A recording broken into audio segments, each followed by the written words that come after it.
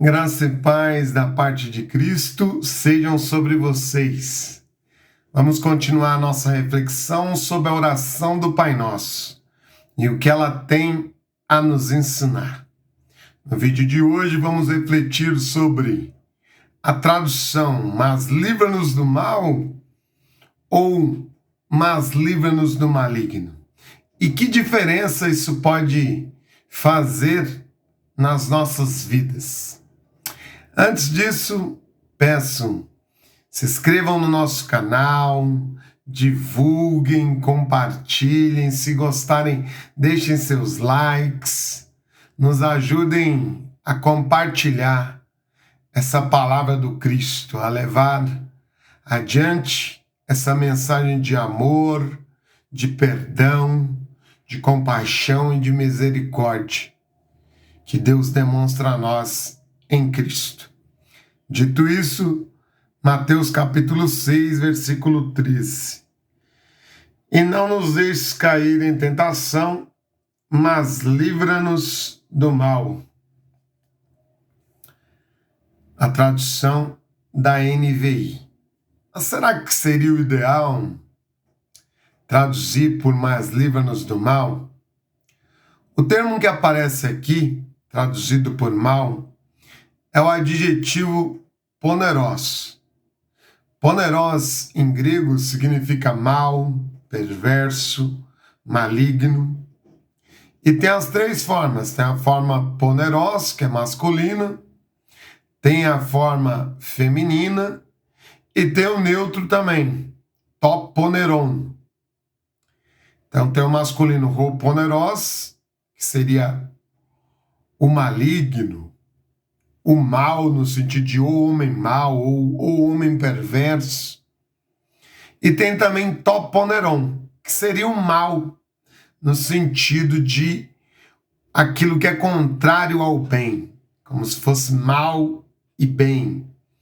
Então, toponeron significa o mal nesse sentido mais subjetivo, mais genérico. E o termo pode vir substantivado, né?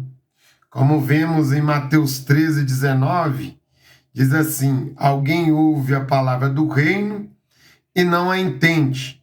Vem o maligno e arrebata o que foi semeado no seu coração. Vem o maligno, em Mateus 13, 19, é erketai poneros. Então o termo vem substantivado na forma masculina. Então traduzimos "vem o maligno". O maligno aqui, no caso, o diabo. Temos também em Mateus 5,39, não resistam ao perverso, ao homem perverso. Vem em grego toiponeroi. Não resistam ao perverso, ou seja, não resistam ao toiponeroi. Ou seja, não resistam ao homem perverso. Ali também vemos na forma masculina. Na forma feminina, Mateus 12, 39, geração má e adúltera, né? Geração má ou geração perversa em outras traduções. E aí vem no grego genea ponerá, geração perversa. Mateus 12, 39. Só que aqui em Mateus 6, 13, essa palavra vem no caso genitivo. Livra-nos do maligno. E qual que é a questão? O genitivo masculino e o genitivo do neutro são iguais. Por isso que houve Bíblias que traduziu "livra-nos do mal", em vez de "livra-nos do maligno".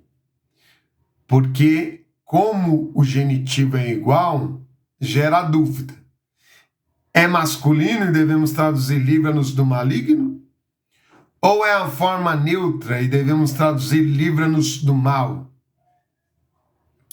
Mas avaliando o contexto, avaliando a primeira parte desse versículo, no qual temos não nos deixes cair em tentação,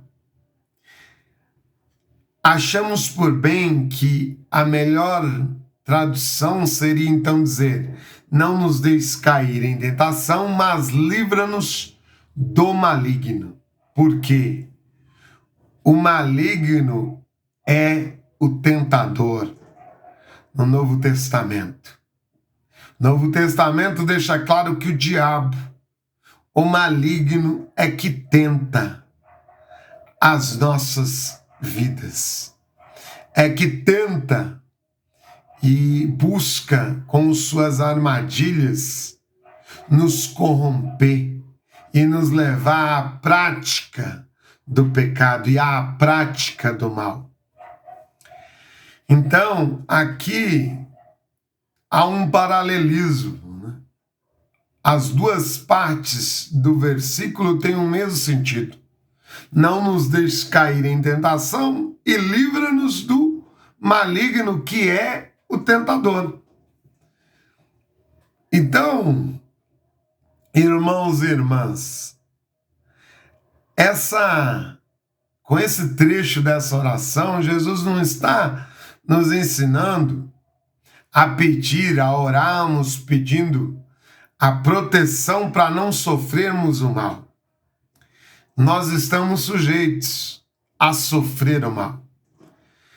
O próprio Cristo diz: muitos perseguirão vocês, muitos matarão vocês, muitos prenderão vocês achando que estão louvando ao Pai e estão fazendo a vontade do Pai ao matarem vocês, ao prenderem vocês. Nisso Jesus está dizendo: como o mundo pratica o mal, vocês vivem numa sociedade que pratica o pecado, que pratica a perversidade, muitos de vocês vão sofrer o mal. Jesus deixa claro isso. No mundo vocês vão ter aflições. Então aqui não é uma oração. Nós podemos orar pedindo a Deus para que nos proteja de sofrermos o mal. Temos salmos nesse sentido. Mas aqui o sentido é outro. Aqui o sentido é Jesus dizendo: orem ao Pai, para que por meio do seu Espírito Santo deem força espiritual a vocês, sabedoria espiritual a vocês, para que vocês não sejam levados a praticar o pecado por meio do tentador. Para que vocês não cedam aos convites do maligno, aos convites do tentador, para que vocês não cedam às suas ciladas, como diz Paulo na carta aos Coríntios, para que vocês não cedam às ciladas do maligno e se vejam praticando o pecado e, infelizmente, se encontrem praticando o mal. Então não é uma oração para que não sejamos pessoas que sofrem o mal. O próprio Cristo, sendo o único plenamente justo, o único plenamente santo, o único que é plenamente, o único que é perfeito, o único que é santo, o único que não praticou o pecado, mesmo assim, ele sofreu o mal. Os homens o prenderam injustamente, o chicotearam injustamente, colocaram em sua cabeça uma coroa de espinhos injustamente, o mataram injustamente, ele sofreu o mal. Ele que não praticou mal algum, sofreu o mal. Então aqui é uma oração não para que não soframos o mal, porque estamos sujeitos. É uma oração para que não sejamos nós os praticantes do mal. para que não sejamos nós os agentes do mal, para que não caiamos nas ciladas do maligno e nos tornemos também pessoas que praticam atos malignos, que praticam ações maldosas, que falam perversamente, cujo falar é maldoso e destrói os que o ouvem. Um falar que diminui o outro, que destrói a autoestima do outro, um falar que humilha, um falar que menospreza. Ou ações malignas, ações cheias de perversidade.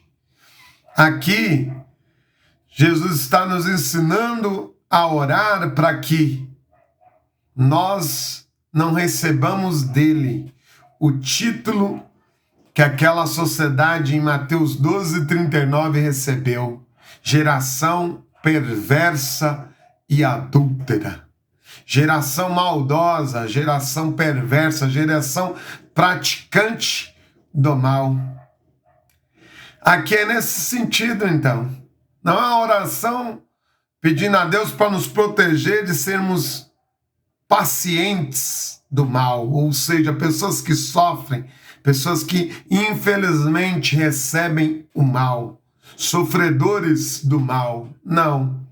É aqui nós pedimos: Senhor, livra-me, Pai, por meio da sua força, por meio do seu Espírito Santo, da sua sabedoria.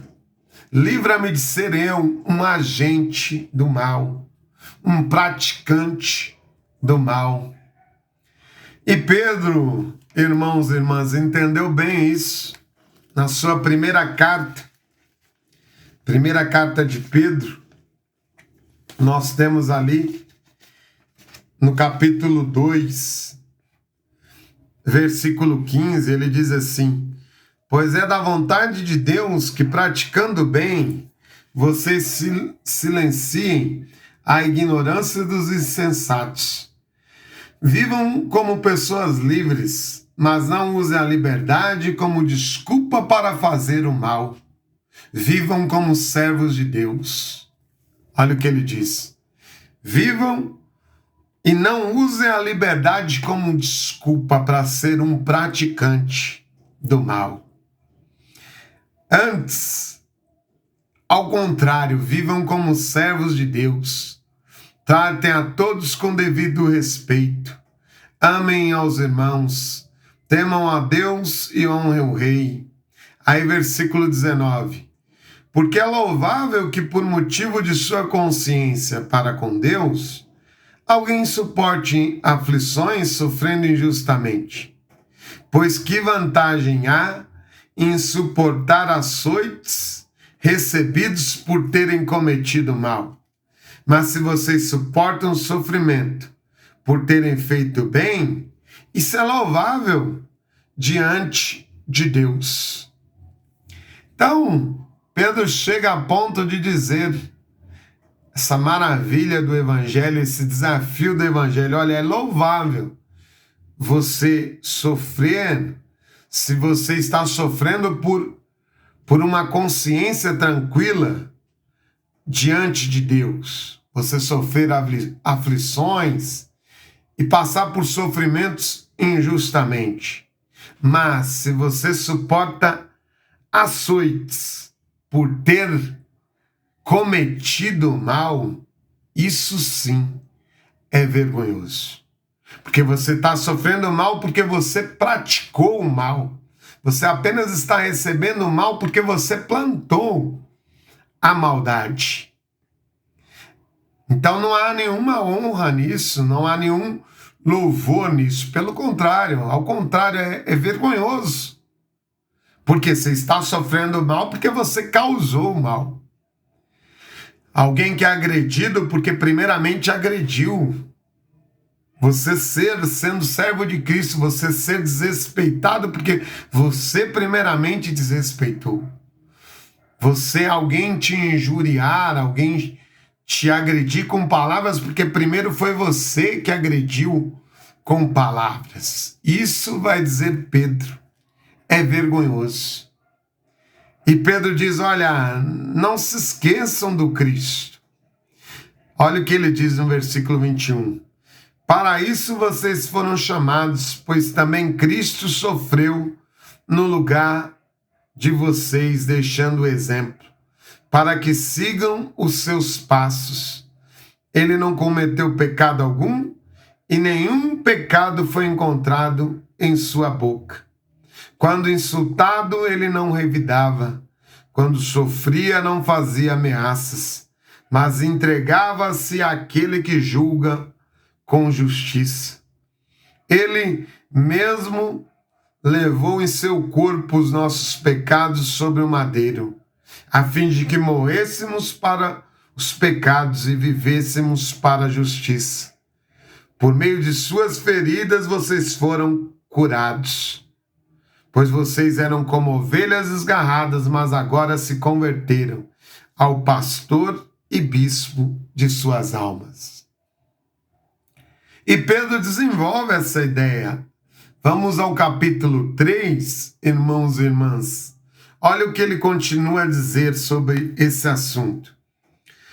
Quanto ao mais, tenham todos o mesmo modo de pensar, sejam cheios de compaixão, amem-se fraternalmente, sejam misericordiosos e humildes.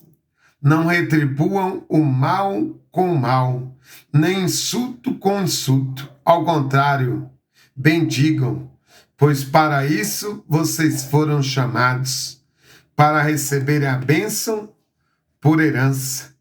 Pois quem quiser amar a vida e ver dias felizes, guarde a sua língua do mal e os seus lábios da falsidade. Olha o que ele diz. Guarde a sua língua do mal e os seus lábios da falsidade. Afaste-se do mal e faça o bem.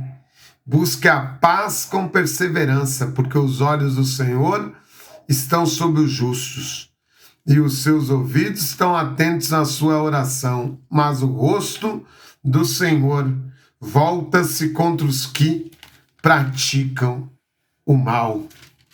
Olha que coisa, que desafio, né? Ele colocou o exemplo de Cristo, e aí ele diz, olha, não retribuam mal com mal, não pratiquem o mal nem mesmo como vingança, nem mesmo quando vocês já sofreram mal. Se vocês forem insultados, não devolvam insultos. Se vocês foram traídos, não devolvam. Não devolvam à pessoa essa traição. Se vocês foram enganados, não retribuam a essa pessoa com um engano. Se alguém te praticou a injustiça, nem por isso você deve se tornar um injusto também e devolver a injustiça com outra injustiça ainda maior. Não façam isso. Não pratiquem o mal nem mesmo quando vocês sofrerem o mal. Que a prática do mal que o outro comete contra você não te corrompa. Não corrompa os seus atos, não corrompa o seu caráter, a sua forma de ser, fazendo você também, ao se vingar, ser um praticante do mal. E Pedro continua, e olha o que ele diz, irmãos e irmãs. Quem há de maltratá-los se vocês forem zelosos na prática do bem? Todavia, mesmo que vocês venham a sofrer porque praticam a justiça, vocês serão felizes. Ele começa dizendo, quem é que vai maltratar a vocês se vocês são zelosos do bem? É uma coisa mais difícil de acontecer, né? Se você pratica o bem, alguém chegar e praticar o mal contra você. Mas aqui ele já entende que injustiças existem. E aí ele diz, mas mesmo que praticando bem, vocês venham sofrer por praticar a justiça, mesmo assim vocês são felizes.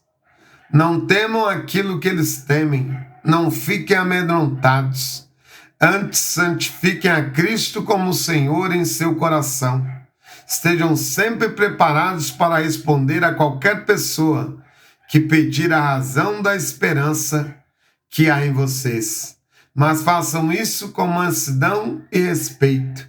Conservem uma boa consciência, de forma que os que falam maldosamente contra o bom procedimento de vocês, porque estão em Cristo, fiquem envergonhados de suas calúnias.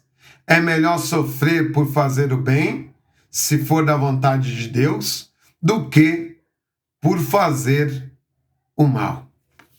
Aí ele vai dar o exemplo de Cristo, né, que foi o justo que sofreu pelos injustos para nos salvar. Então, aqui Pedro diz, olha, é melhor sofrer por fazer o bem, se Deus assim o permitir, do que por fazer o mal. Se fazendo bem sofremos a injustiça, meu amigo, minha amiga, se você praticou o bem, fez o que era justo e alguém te pagou com mal e você sofreu a injustiça, pelo menos isso não tem a ver com você, porque tem a ver com a maldade da outra pessoa. E se você sofreu a injustiça e não a cometeu, você está com a consciência tranquila perante Deus. E isso é louvável perante Deus. Porque você apenas sofreu uma injustiça, mas não foi você o praticante do mal, o praticante da maldade. Não foi você. Você sofreu uma injustiça, mas você continuou praticando bem. Isso não é vergonhoso. Agora, como Pedro disse no capítulo 2, e não aqui nesse capítulo 3 que acabamos de ler, vergonhoso seria se alguém fizesse o mal a você por ter sido você o primeiro a praticar o mal, o primeiro a praticar a injustiça. Aí sim seria vergonhoso, porque você estaria colhendo uma maldade que você mesmo plantou. E como servos de Cristo, não devemos ser praticantes do mal. E é por isso que Jesus nos ensina a orar dizendo, Pai, livra-me do maligno, para que a tentação do maligno, para que eu não ceda à tentação do maligno e me torne um praticante do mal. E quantas formas de praticar o mal há no mundo, não é mesmo, irmãos e irmãs? O ódio, a violência, a traição, o roubo, a mentira, o assassinato, o rancor, o egoísmo, o materialismo, pessoas que amam tanto dinheiro que não ajudam nem mesmo a própria família, não socorrem o necessitado. A ingratidão é outra forma de praticar o mal, o orgulho, menosprezar o próximo, desprezar, humilhar o próximo, é outra forma de praticar o mal. E há inúmeras maneiras de se praticar o mal, e há tanta prática do mal no mundo, irmãos e irmãs, que Cristo nos transforme para que nós não venhamos aumentar o mal que há no mundo, mas venhamos aumentar a prática do amor, a prática do bem, a prática da bondade. Disse um certo escritor, amar a justiça não significa querer ver um injusto sendo punido apenas.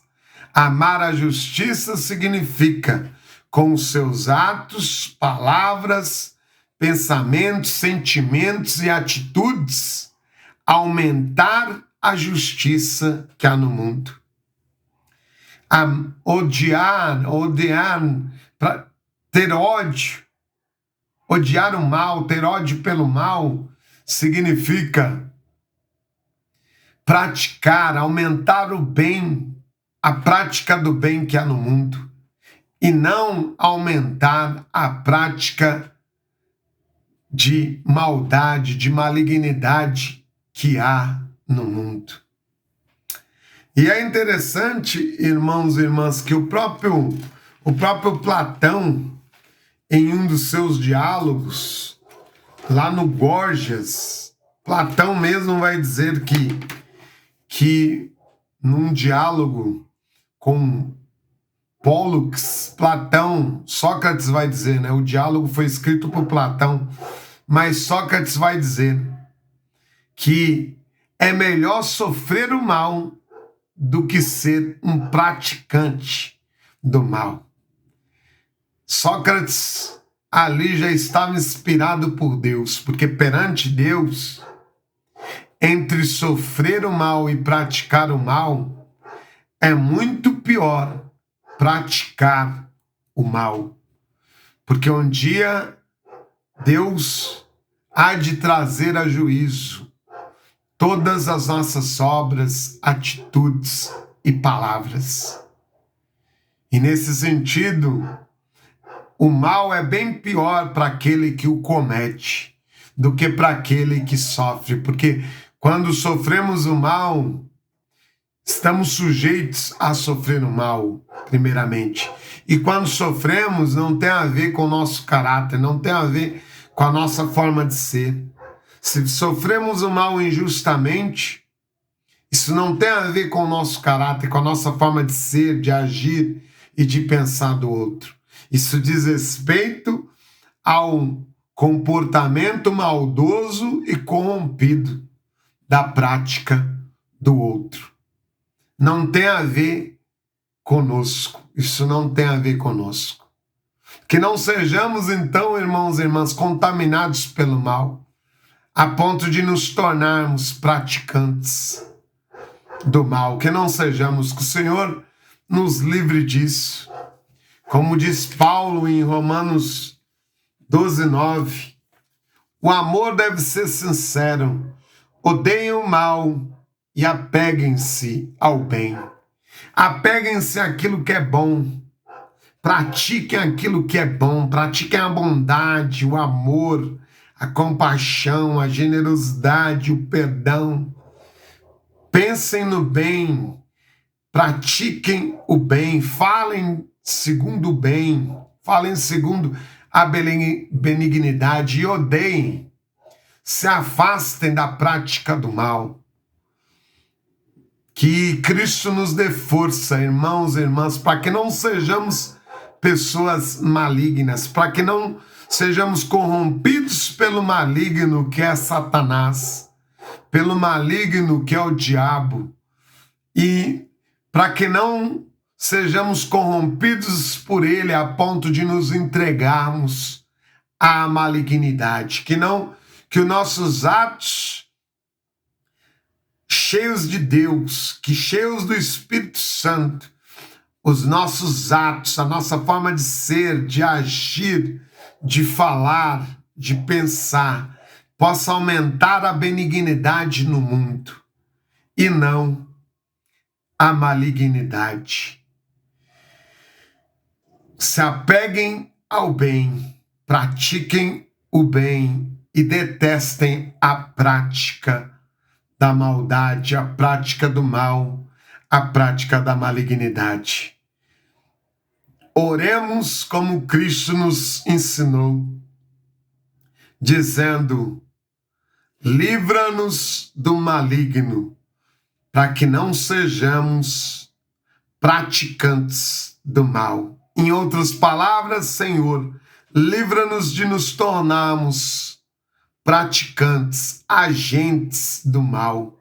Livra-nos de sermos pessoas que multiplicam a maldade, a perversidade que há no mundo, a prática do mal que há no mundo. Livra-nos do maligno, Senhor, para que não sejamos propagadores agentes de destruição, de maldade, de perversidade, que não sejamos. Oremos assim no dia de hoje. Que Deus assim nos abençoe em Cristo Jesus. Amém.